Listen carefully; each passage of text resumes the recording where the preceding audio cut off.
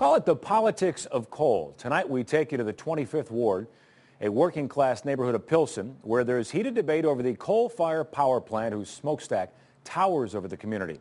The issue's so hot, an alderman could get burned.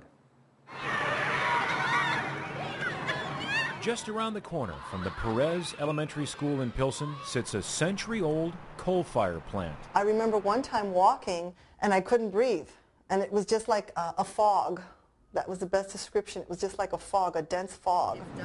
The Mendez sisters grew up in this neighborhood. And then from here, I could actually, you can see it. You can see the smoke. Yeah. Watching, they say, the smoke billowing out as they played in the shadow of the plant, breathing in black smog. As a kid, my mom was always rushing me to the emergency room because I always felt like there was something heavy on my chest and I'd have trouble breathing.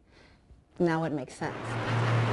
Like the telephone lines of old, the buzz picked up and carried from neighbor to neighbor until everybody was talking, many raising questions about the plant and its ties to their health worries. Over 40 deaths every year, thousands of asthma attacks, thousands of emergency room visits based on the effects these plants have. Jerry Meade Lucero runs the Pilsen Environmental Rights Reform Organization, PERO for short. PERO's taken the fight against the coal-fire plant from the streets of Pilsen to City Hall, pushing for a clean power ordinance. PERO has been anti-Alderman Danny Solis from the word go. PERO's been dogging Solis for months, camping outside his office, going to election fundraisers, criticizing him for taking nearly $50,000 in campaign cash from the coal plant company. If I was the person leading this community, I'd be very loath to take money from a company that I knew was poisoning people's health in our community. Solis even had a coal plant executive on his campaign finance committee. But then a funny thing happened after the February election. I do think that this is the issue that kept me from getting that 50% plus one. Suddenly, Solis flip-flopped and backed the Clean Power Ordinance. One can say, yes, your electorate, your voters spoke and you're following their wishes. Others could say, you look a little spineless.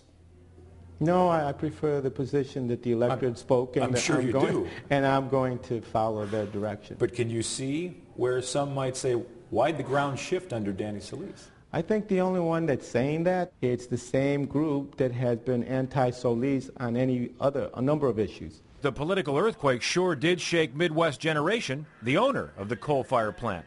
It had to have been disappointing to see the alderman post-election day flip and change his position and go against you. Well, again, it's disappointing to have him say that he wants to, support this ordinance. Midwest believes this fight is about the politics of coal, not about who's the next alderman. You still need coal as an important and vital part of the electricity mix in this country, and this ordinance is really about shutting that down. Pilsen grew up around the plant. There have been changes over the decades, some improvements in air quality, reduced mercury emissions, but not nearly enough, says Solis' opponent. It comes down to families. It comes down to our health. And the alderman has known this all along, but he's been in their pocket.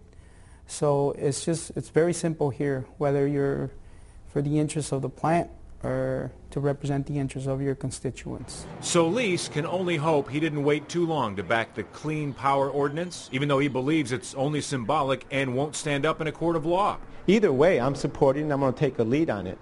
But there is a point to be said. When voters speak, elected officials should listen, and that's exactly what I'm doing. Now, in order for this ordinance to pass in City Council, 26 of the 50 aldermen have to vote for it. To now, only 24 are supporting it. Micah? Well, he's only there temporarily, but the city's interim top cop is making big changes.